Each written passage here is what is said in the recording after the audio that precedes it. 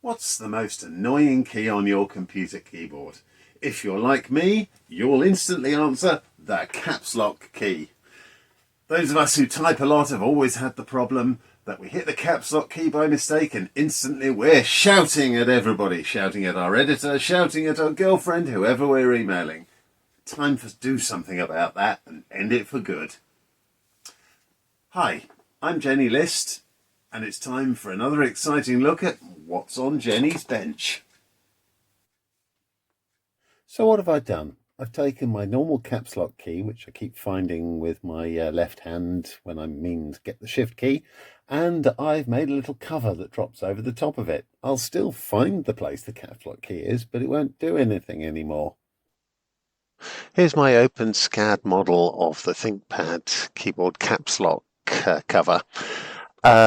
I've created it upside down because that way it's easier to print. I don't need any supports. But what I'm really here is to show you how I made it.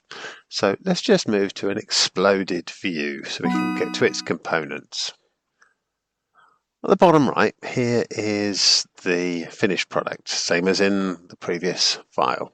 But to do this, I first of all measured the key and I came up with a rectangular piece.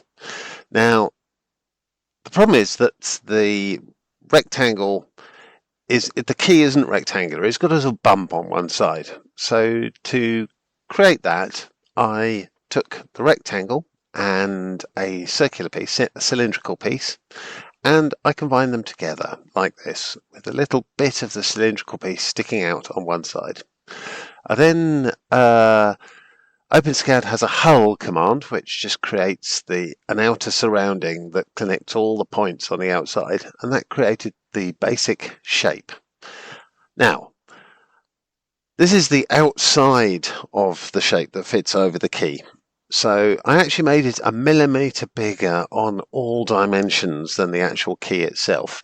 The reason 1 millimeter bigger is I wanted 0.5 millimeter gap between the key itself and the cover on all sides, and then I wanted the wall of the cover on all sides to be 0.5 millimeter thick. So it's got a very slight bit of movement over the key, that way it just drops over the top of it. So to do that, I took my solid shape of the outside of my cover and I repeated all these steps to create another shape that was 0.5 millimeter smaller in all dimensions, which I then used the translate function in OpenSCAD to move up 0.5 millimeter inside the solid outer, and then I used OpenSCAD's difference function to basically carve out my smaller shape from inside the bigger shape to create the hollow shape. And this is a very, very simple piece of OpenSCAD. There's no sort of rocket science. This isn't some elite hack. You can see from the amount of code, it's about 11 lines of code.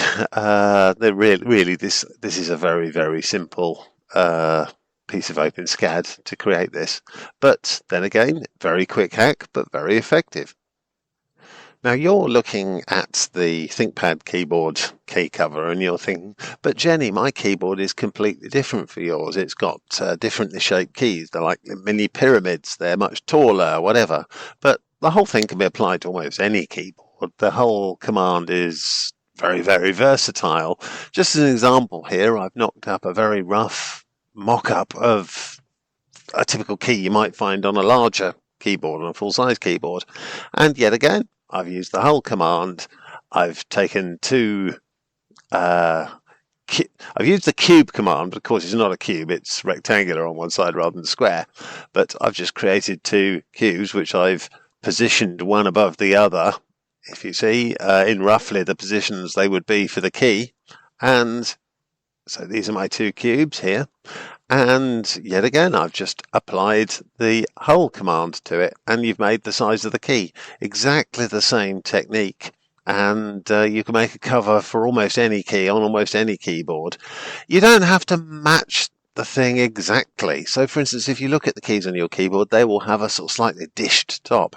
If you really want to get very technical, you could model that, there's no point. You're just making a very rough sort of key-shaped box that fits over the top to stop you pressing it. And certainly something like OpenSCAD, it's just a tool for doing this. I mean, this example can't even have taken me 5 minutes. It probably took me 2 or 3 minutes just to knock up this example to show you. So there you have it. My caps lock key cover for my Thinkpad keyboard. Now I'm no longer going to end up shouting at people. It's not the biggest of hacks, nor is it the longest of videos, but it is what I've been doing for the past week when I haven't been working. As you know, this video doesn't have a sponsor, but there is something I'd like to talk to you about. When I'm not writing about other people's stuff, I'm a board member of a small non-profit called Trans Rescue. Put it simply, we get trans people like me out of dangerous places worldwide. At the moment, we're very concerned because there's some very nasty things going on in East Africa, particularly in Uganda, where they've passed a law criminalising being LGBT. There is definitely a lot of cause for concern from that country. Very bad things are happening. The police are randomly pulling people. People are disappearing. We're having a bit of a campaign about it at the moment. We're helping people in Uganda. We'd love it if you come along to our website, transrescue.org, and read what we have to say about it. If you can offer any help, we'd really appreciate it. But meanwhile, if you know anybody who has any influence in the world, make sure they know about it too, because it's important. Thanks for listening.